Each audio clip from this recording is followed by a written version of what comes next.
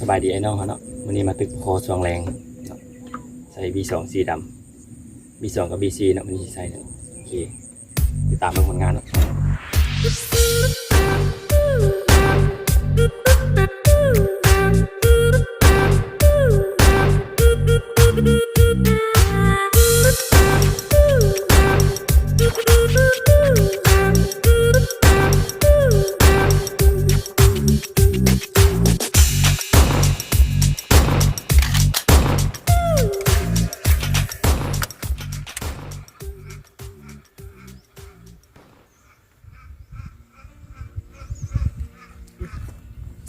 โอ้ย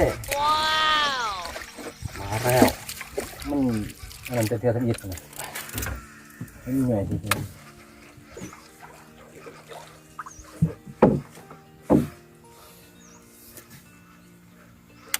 อ้าวมาแล้ว BC เข้าเต็มคอแล้ว BC โอเคกรุ๊ปยาวมาตลอด BC ฝากติดตามตัวต่อไปเนาะติดตามผลงานในเด้อสกิปเปอร์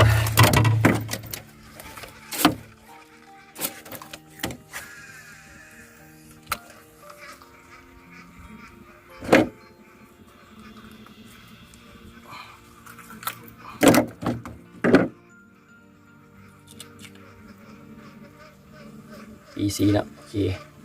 ตามตัวต่อไปถ้าเขาแพ้ปลาได้เลย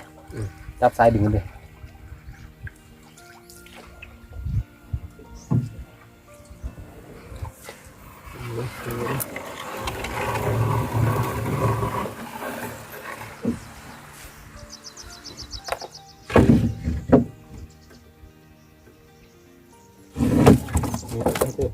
ไม่ดอกเลย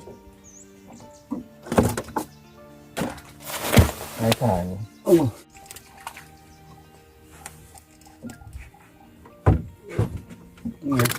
ยังไงด้วยนี่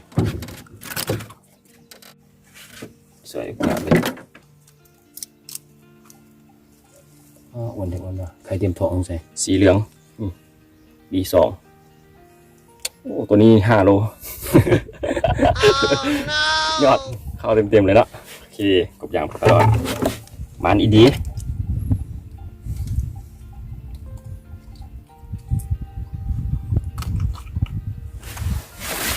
มีหายเดือดเป่ง